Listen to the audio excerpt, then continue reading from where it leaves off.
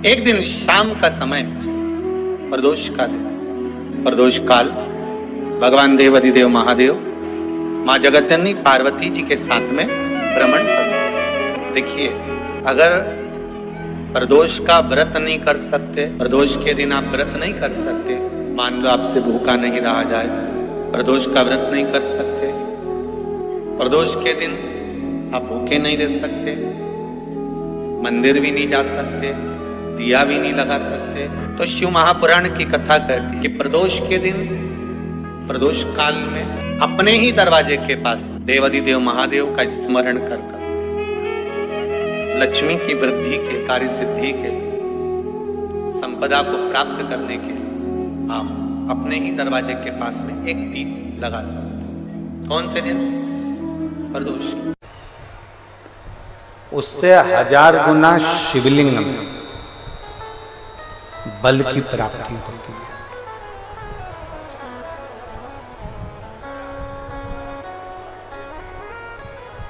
प्रदोष के दिन यदि आपको कहीं से शमी पत्र मिल जाए, प्रदोष के दिन यदि कहीं से आपको शमी पत्र मिल जाए और प्रदोष काल में, प्रदोष का जो समय होता है, शाम का जो समय होता है प्रदोष काल, 4 प्रदोष 5 प्रदोष आप कर देखिएगा कि आपका कोई काम है, कोई नौकरी के लिए आप अप्लाई कर रहे हैं, कोई समस्या बड़ी विकट आ गई है, कोई तकलीफ, बड़ा गला पकड़ रहा है बेटा, कोई तकलीफ विकट आ गई है, कोई समस्या विकट आ गई है, प्रदोष के प्रदोष काल में अगर एक शमी पत्र भी आप घर के शिवलिंग को, अब ये करने के लिए आपको मंदिर के शिवलिंग नहीं जाना, अपने घर में जो शिवलिंग, चाहे वो स्फटिक का हो, पारद का हो, कंकर शंकर का हो, लकड़ी का हो, जो शिवलिंग तुम्हारे घर में, कांच का हो, चाहे वो नर्मदा के कंकर का हो, नर्मदेश्वर हो, पाषाण का हो, जो शिवलिंग, चांदी का हो, सोने का हो, तांबे का हो, पीतल का हो, जो शिवलिंग तुम्हारे,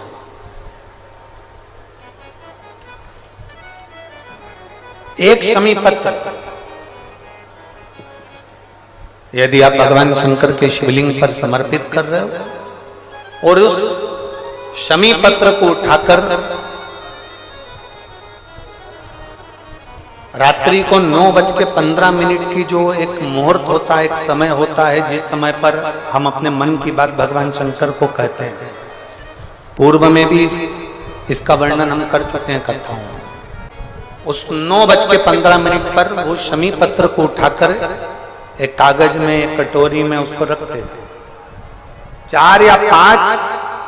प्रदोष के उस शमी पत्र को अपने पास में रखिए और जिस कार्य के लिए जा रहे हो उसको जेब में ऊपर के भाग में उसको रखकर लेकर जाइए, आपका वो कार्य सफल होकर ही रहेगा, वो रुक नहीं सकता। शमी पत्र में इतना बल होता है, प्रदोष का जो शमी पत्र होता है वो बड़ा बलवान होता है,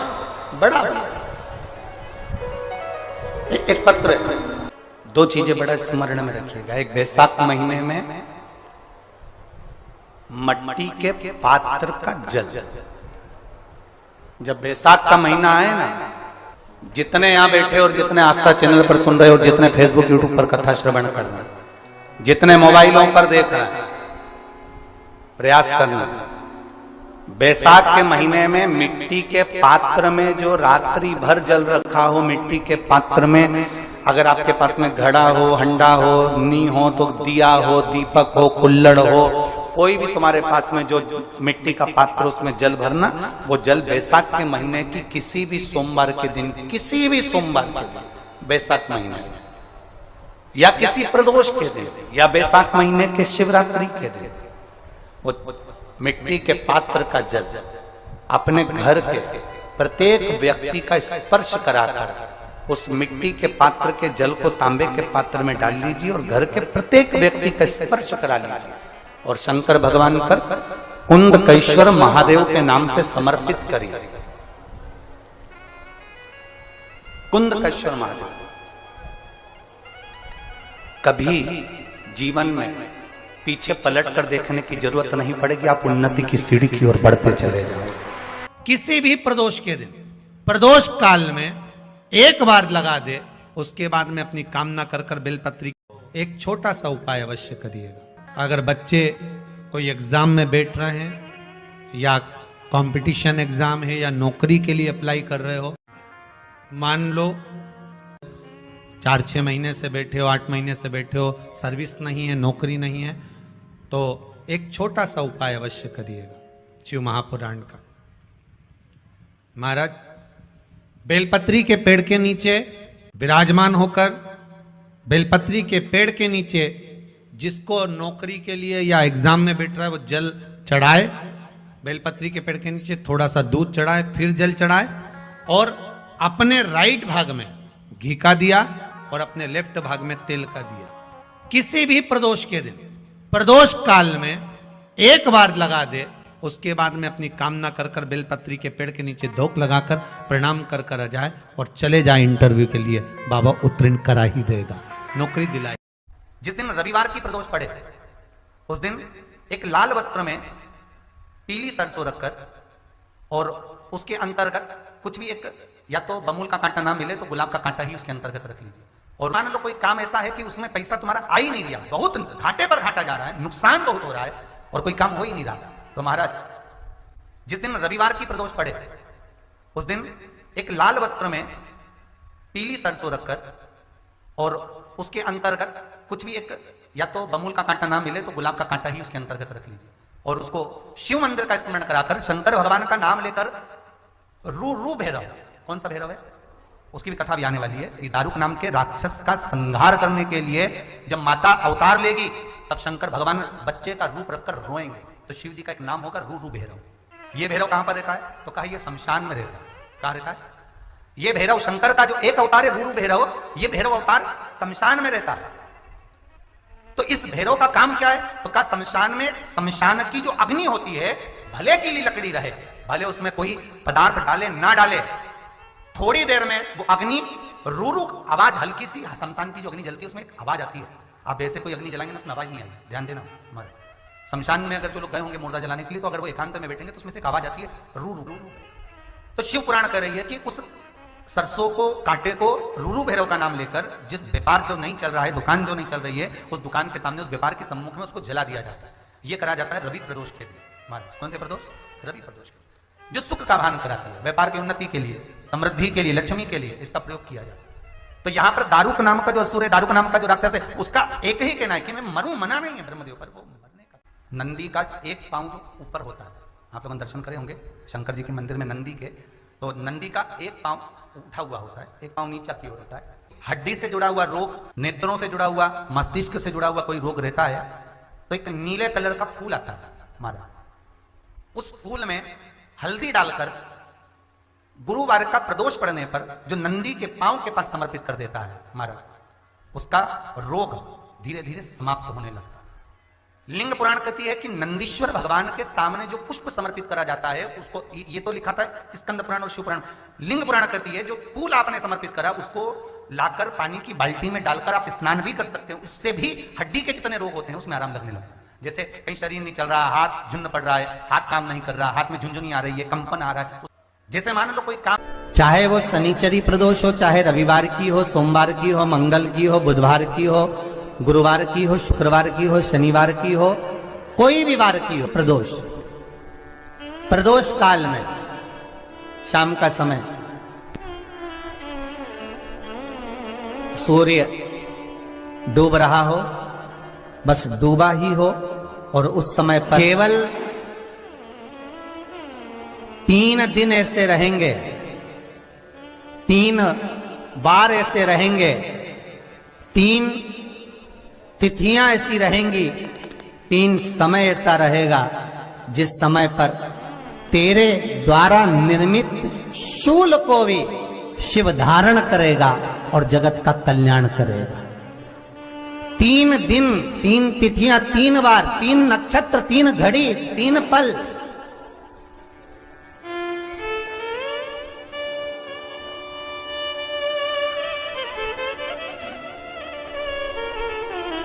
जिसमें बाबा शूल भी धारण करते हैं, और शूल अकेले धारण नहीं करते महाराज। जो धतूरा होता है ना, दर्शन करें धतूरे के, कांटे कांटे सा होता है धतूरा, तो वो धतूरे के साथ में बाबा शूल धारण करते हैं। बेलपत्री के शूल को, ये बहुत बहुत आनंदमय कथा है महाराज जी। जिसके जीवन में हमेशा कांटे ही मिले हैं। बेटी बड़ी हुई तो घर में मायके में दुख देखा, और मायके से गई ससुराल में तो ससुराल में दुख देखा। ससुराल में भी दुख देखने के बाद में भी पति को बहुत कुछ काम खुलवाया, बहुत धंधे खुलवाए, नौकरी लगवाई, पर वो पति बार बार छोड़ कर आ गया, बार बार तकलीफ भोग रहा है, बार बार कष्ट भोग रहा है। फिर थोड़े दिन काम करता है, थोड़े दिन छूट जाता है, फिर व्यापार में बढ़ता है, फिर छूट जाता है, फिर कोई दुकान खुलवाई, थोड़े दिन अच्छी चली, फिर वापस वहीं घर पर आकर बैठ गया। अर्थात उसके जीवन में वो शूलता चल रही है। तो बाबा देवाधिदेव महादेव कहते हैं, ये 3 घड़ी, 3 पल, 3 नक्षत्र, 3 समय, 3 दिन में जो शूल मुझे समर्पित करता है, उसके जीवन से मैं शूल हटा देता हूं। वो 3 दिन लिखे स्कंद पुराण।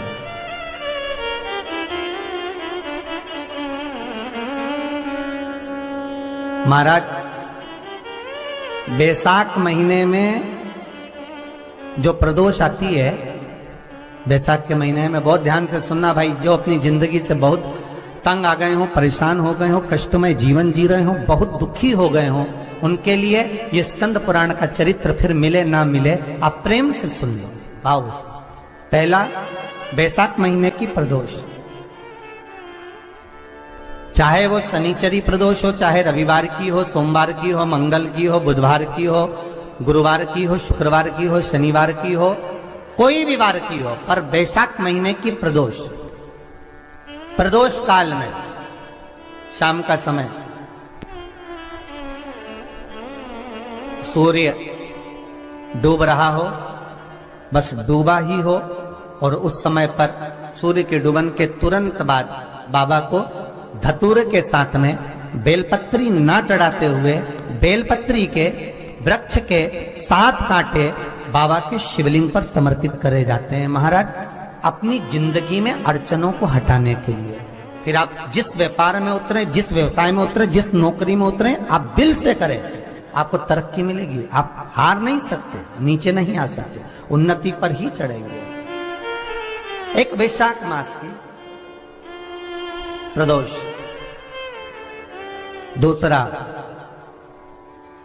शिवरात्रि के दिन मध्याह्न का समय महाराज, जो बड़ी शिवरात्रि होती है माघ की, बड़ी शिवरात्रि के अंतर्गत मध्याह्न का समय, दोपहर के ठीक 12 बजे, चाहे फिर वो कोई भी दिन हो महाराज, शिवरात्रि जिस दिन पड़ रही हो,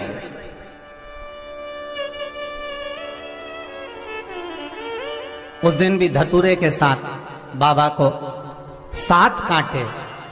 बेलपत्री के वृक्ष के समर्पित होते हैं महाराज। इसमें आप ये वाले जो कांटे हैं, जो शिवरात्रि के दोपहर 12 बजे वाले हैं, अगर कोई मदिरा पीने वाला हो, व्यसन में डूबने वाला हो, कोई जुआ खेलने वाला हो, कोई गलत वैश्यावृत्ति करने वाला, या अपने मार्ग से विचलित कोई व्यक्ति है, उसके लिए भी ये कांटे बहुत काम आते हैं महाराज। दूसरा, पार्वती, तेरे द्वारा तेरे नयन अश्रु से जो प्रगटा हुआ बेल का वृक्ष है, द्वितीय शूल मैं वहां धारण करता हूं, तृतीय शूल, तीसरा शूल जो वर्णन करा गया महाराज, भगवान श्रावण के महीने में, श्रावण के महीने में जो भी दूसरा सोमवार पड़े, जो भी पड़े,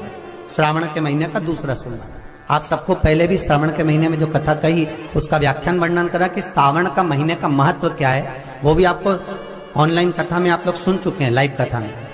श्रावण का पूरा महत्व बताया था कि श्रावण के महीने में शंकर भगवान को पूरा लेखा जोखा का भार प्रदान किया गया था। दूसरा सोमवार, श्रावण के महीने का जो दूसरा सोमवार होता है, उस दूसरे सोमवार में रात्रि के समय पर, अर्थात शास्त्र अब घड़ी और पल का स्मरण करेंगे तो रात्रि के बजेंगे 10 से 12 बजे महाराज, 10 से 12 के बीच में धतूरे के साथ बाबा को शूल समर्पित होता है महाराज। ये भी हमारी बाधाओं को, हमारी तकलीफों को, व्यापार व्यवसाय के लिए, नौकरी सर्विस के लिए, बहुत सारे एग्जाम में आप बैठ लिए, गवर्नमेंट एग्जाम के लिए बैठ लिए, नहीं हो रहा, ये 3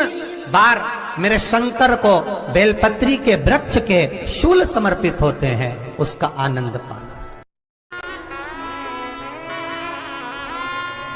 मेरी जीजियों, 2 चीजें बड़ा स्मरण में रखिएगा। एक, बैसाख महीने में मट्टी के पात्र का जल, अभी अभी क्या चल रहा है, फागुन, अभी क्या चल रहा है, फागुन। जब बैसाख का महीना आए ना,